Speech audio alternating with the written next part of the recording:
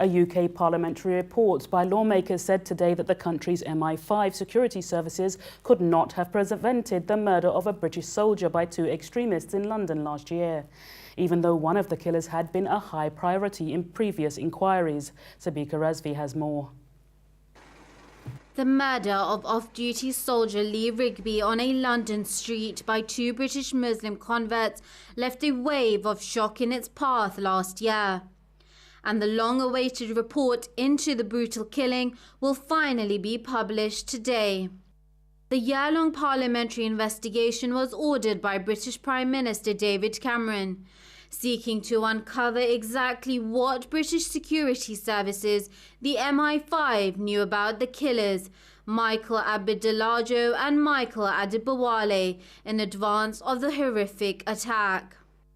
The Parliament's Intelligence and Security Committee revealed that the killers were known to the MI5, however stopped short of blaming the intelligence service for Lee Rigby's death.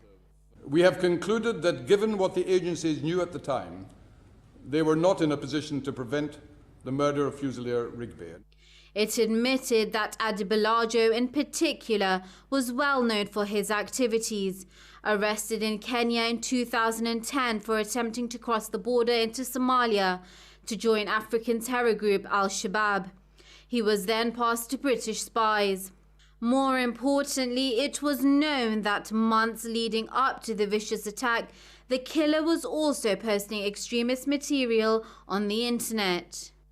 However, as neither of them were assessed as a serious enough risk to have legally justified more intensive surveillance, the committee concludes that the MI5 can therefore not be held responsible for failing to stop the murder.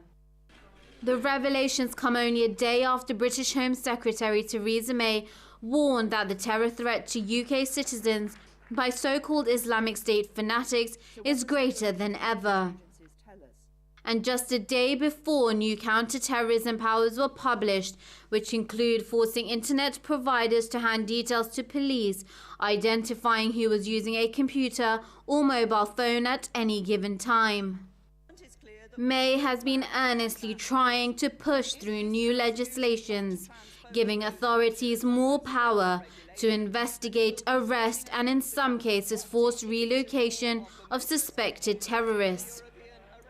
Now, after these revelations, how calls for greater powers may receive greater approval, as the report suggests the plot to murder Lee Rigby could have been foiled if the authorities had had greater powers to disrupt and control the movements of people.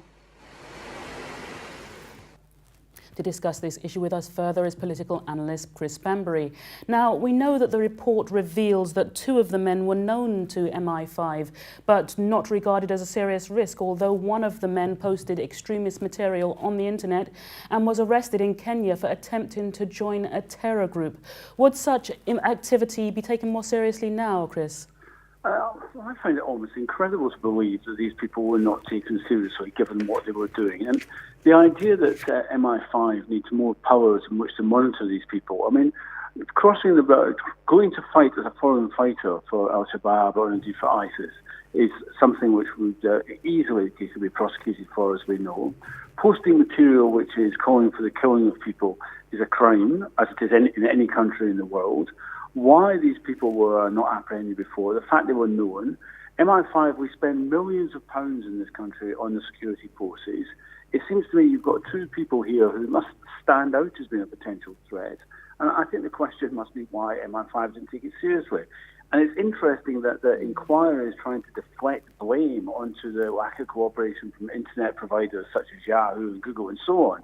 But I mean, it's conventional, normal policing methods that's failed here, which have picked these people up as being a threat, you know, after they've been arrested in one case in Kenya, trying to cross into Somalia, after they made statements. I mean, these people were quite obviously high profile. So I don't really understand why the security forces were not onto these people prior to the attack. You've made some very pertinent points there, Chris, but the report itself has said to have cleared MI5 of having intelligence that could have prevented Lee Rigby's death. Now, are they simply trying to remove themselves from blame? Well, I think they're trying to remove themselves and indeed the Home Secretary Theresa May for the blame, because the documentation for extra surveillance on these guys was actually lying on our desk on the morning of this tragic killing. So things don't seem to have been hurried through here. I mean, the level of bureaucracy also seems to be a factor in this. So again, I think questions might be asked of the government. But there again, I mean, the politician's voice you heard delivering the verdict on MI5 was that of Sir Malcolm Rifkind, the former Interior Minister, Home Secretary for the Conservative Party. So, you know, as usual in Britain, we have sort of insiders investigating insiders, the elite looking at the elite. And I'm always suspicious of actually how far they're always going to push any verdict which might challenge the elite and its interests and indeed the careers of the fellow members of the elite in this country. Now, it's been reported that MI5 have accepted some of the recommendations made by the committee and changed some of its practices. Now, what would this mean in reality? Well, I suspect it means there will be more surveillance of our social media, and they will use the opportunity to extend surveillance of social media. Nothing to do with terrorism here. We know that, for instance, they've been spying on economic matters. They've been trolling on an industrial scale people's emails, and internet access, Twitter and Facebook and so on. So I think we're going to see all of that. And I think we should be asking questions. We should also be asking questions of this growing demand for the laws. I mean, over the last decade and more, we have seen a growing raft of legislation being pushed through. All it does is make illegal things which are already illegal. You know, I mean, ISIS, if it is beheading people, killing people, threatening to kill people, all of that is already illegal. You know, you don't need extra laws in order to make it double illegal. Now, we know that the Home Secretary Theresa May warned yesterday about the level of terrorist threat the country faces. So is this report coming at a perfect time for her? I think it's a good time for her in the sense that by banging on about the threat that ISIS pose, it takes away some of the criticism which may be directed at her and some of the security forces. But I think there's a growing body of evidence, including former MI5 and security officials who are saying, well, actually, ISIS isn't such a threat to Britain. You're more likely to die of domestic furniture falling on top of you than you are from being killed by ISIS in Britain at the moment. And the truth is that foreign fighters, jihadis who've gone to fight in Syria and Iraq are very unlikely to come back to this country. If they did come back, they'd either be facing trial for crimes they've committed, they'd certainly be subject to interrogation, and they'd also be subject to constant surveillance. The vast majority of them aren't going to come back.